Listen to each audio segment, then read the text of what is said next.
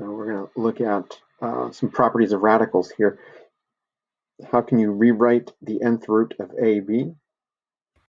Properties of exponents. So let's take a look at what they're talking about here. Nth root of AB is the same thing as AB raised to the power of 1 over n. Using the power of product property, you can apply that exponent to each part of the product separately, right? And then if you rewrite it back into radical form, you got nth root of A times nth root of B.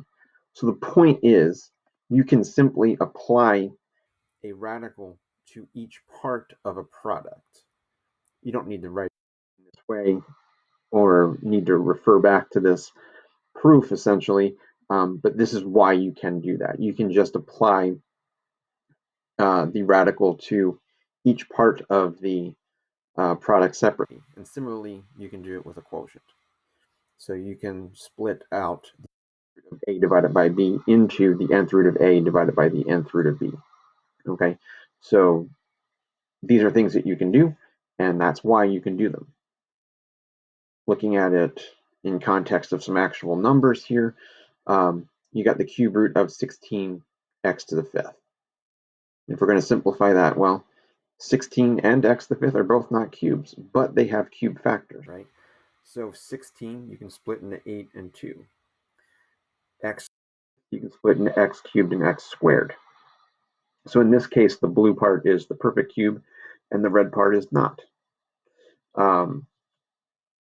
What the property we just talked about in part A was showing us is that we can apply the root to part of the product. So the cube root of 8x cubed is 2x. The cube root of 2x squared is, they're not perfect cubes, so it's going to stay the cube root of 2x squared. So the cube root of 16x to the fifth can be rewritten as 2x times cube root of 2x. And in this case, the 2x times the cube root of 2x squared would be considered the reduced radical form of the expression. So it's just the simplified version of it. You may have heard this called simplified. It's simplest radical form as opposed to reduced radical form means the same thing. All right, now we've got two try it questions. So pause it, try it, and come back and check your answers. So the first example up here in red, I just looked at each of the terms separately. One is a perfect cube. It's actually, is a perfect fourth power, and it's 3 to the fourth power. So when I took the fourth root of 81, I got that 3. A to the eighth, 8. When you're looking at the exponents, you're just looking for multiples. 8 is a multiple of 4, so a to the eighth is a perfect fourth power. The fourth root of a to the eighth is a squared. It's 8 divided by 2. 8 divided by 4 is 2, so it's a squared. B to the fifth is not a perfect fourth power, but you can rewrite b to the fifth as b to the fourth times b. So the fourth root of b to the fourth is that b there. That b has to stay behind. The only thing I would point out here as well is when you write this, I know you're not submitting anything written to me this year, everything we're doing is electronic, but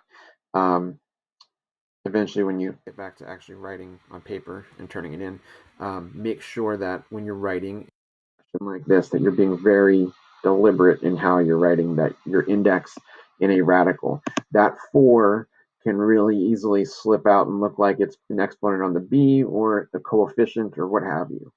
So just be really mindful of how you're writing the index in your radical and not letting it look like an exponent or a coefficient or something else that it's not. Part B. First thing I did was I simplified the quotient that's under the radical before I did anything with the radical. What I noticed here is x to the fourth in the numerator and x in the denominator. So I divided that out and simplified that part of the quotient first. X to the fourth divided by x is x cubed. And that made it a whole lot easier because now when I took the cube root of x cubed, I got x. When I took the cube root of y squared, I couldn't do anything, so I just left it as the cube root of y squared. And then the cube root of the 1 down here is 5. because 5 times 5 times 5 is 125. All right, so your answer here is x cubed root y squared over 5. All right, let's look at example 3.